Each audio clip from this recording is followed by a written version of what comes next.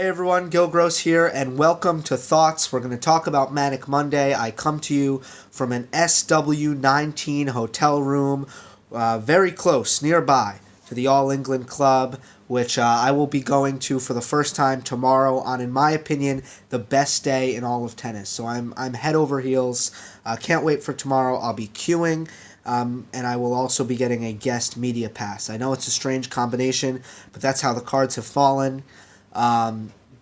Obviously no Monday match analysis tomorrow because I'll be a little bit busy. But it's going to be a very exciting day, and I'll try to share with you as much as I can through the vlog, which will be ready probably midweek depending on the editing. For now, let's go through Manic Monday, and it'll be a good way to also look back at what happened in week one of this tournament, which will always be remembered, by the way. I just want to mention, this week will always be remembered for Coco Gauff and the run that she's made.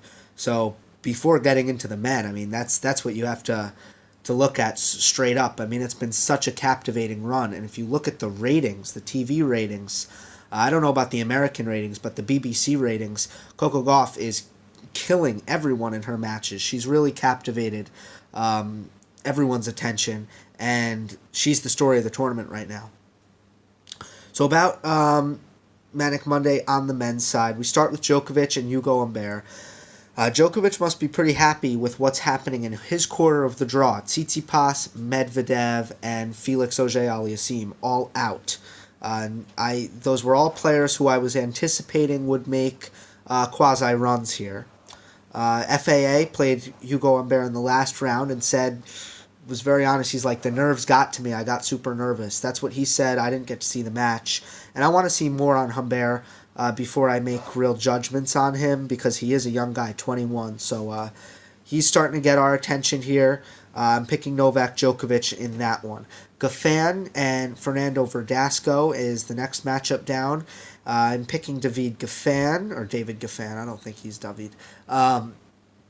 Goffin is such a precise player and so good at changing direction that I've always wondered why he's not better at grass, because I feel like when players' ground strokes are more suited towards precision and less power, I always think that that's really good for grass, where they can, everyone's kind of on equal footing when it comes to power because the pace is so fast.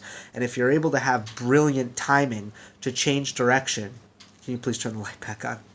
There we go. If you're able to have brilliant timing to change direction, that always helps on grass. So Goffin's finally kind of making the run that I thought he kind of should more consistently on grass. Obviously, he doesn't have the serve. That is very helpful on grass courts. But other than that, I like Goffin in that matchup. Pella versus Raonic. So now we're into Kevin Anderson's quarter, which we knew was going to be a crazy quarter. Kevin Anderson, rusty. Sasha Zverev, or Alexander Zverev, I think he wants to be called now. He's got issues. I mean, he's not good on this surface. Straight up, he's very bad on this surface. So those were the top two seeds in the quarter. They both lost. To me, the favorite, my pick, always Milos Raonic. He's still in. I still think he serves his way through this quarter. He takes on Guido Pella next. Pella, though, in the last 2 years, he's beaten Marin Cilic, who was the defending runner-up, and then he beat Kevin Anderson, the defending runner-up. So apparently you don't want to play Guido Pella at Wimbledon. And for someone who's kind of known as a clay court specialist, that's pretty insane. So I like Milos, but, that Pella, he's beaten two big hitters in the last 2 years, former runner-up, so who knows. Bautista Agut and Benoit Paire. Paire's really good at the net, very creative, uses the drop shot, has one of the best backhands on tour. What's been pretty reliable, so kind of surprisingly so far, is the serve and forehand, and it's not always reliable. But I just love Roberto Bautista Agut's flatter strokes, one of the more flat players on tour. I love it on grass because it stays low. It's very consistent to the point where it's very hard to attack him because he's pretty quick around the court as well. So it stays low. He's quick. I find that he remains very unattackable on the grass. He's a he's got a good return of serve. He serves big enough, and the grass actually helps his serve a lot. His placement on his inside-out forehand is also brilliant. I really love his stroke mechanics on this surface.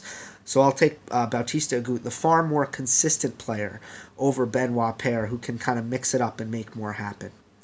Now we move to the bottom half of the draw. We have Sam Querrey, tennis Sandgren. Querrey upset team in the first round. Sandgren, I'm really surprised he's here. Querrey's a dude with a big serve and a great forehand from the midcourt. I like Sam in that.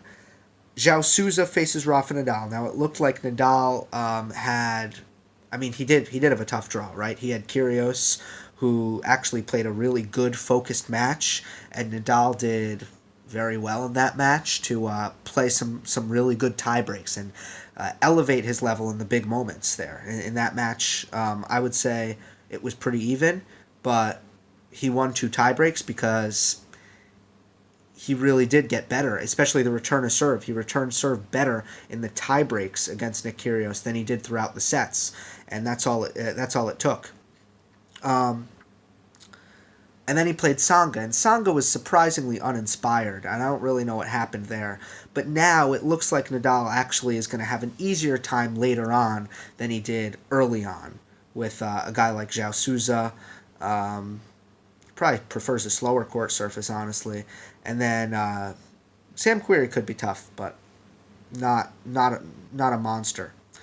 Now we move to Federer's section. Nishikori versus Kukushkin. Kukushkin's another guy, flat stroke, especially his backhand, stays so low, which is a real pain in the butt when you're playing on grass. So if a guy hits flat with low net clearance, you're really just... It's very annoying. It's very, very annoying. Here's the thing, but Nishikori probably has the backhand, especially he gets the revolution, actually hits a very good topspin backhand even when the ball's low.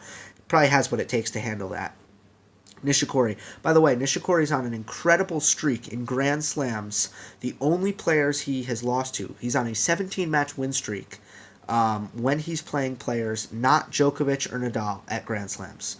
Nishikori is only losing to the big guns in Grand Slams, which is pretty impressive. David Ferrer-esque. And then you have Berrettini against Federer, which is the last matchup. I actually think that Federer versus Berrettini, that's going to be tougher for Federer than his quarterfinal, because Berrettini, massive forehand, massive serve, playing really aggressive tennis. Federer is going to need to...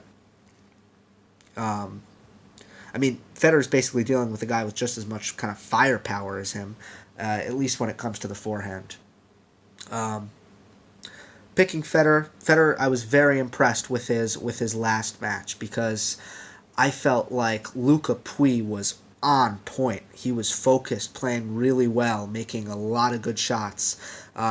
So for Federer to win in straight sets, I think Federer's in fantastic form, and he'll do enough to keep Berrettini off balance, kind of disrupt his big hitting style, which I do think Federer loves to play against guys who kind of bash with him and try to take it to him. So that's it. I think that's there's your Manic Monday. It's going to be amazing. And again, content-wise, I'm just going to kind of see where it takes me and be spontaneous. Hope you enjoyed this. Had to check in before tomorrow. Don't forget to subscribe. I'll see you next time.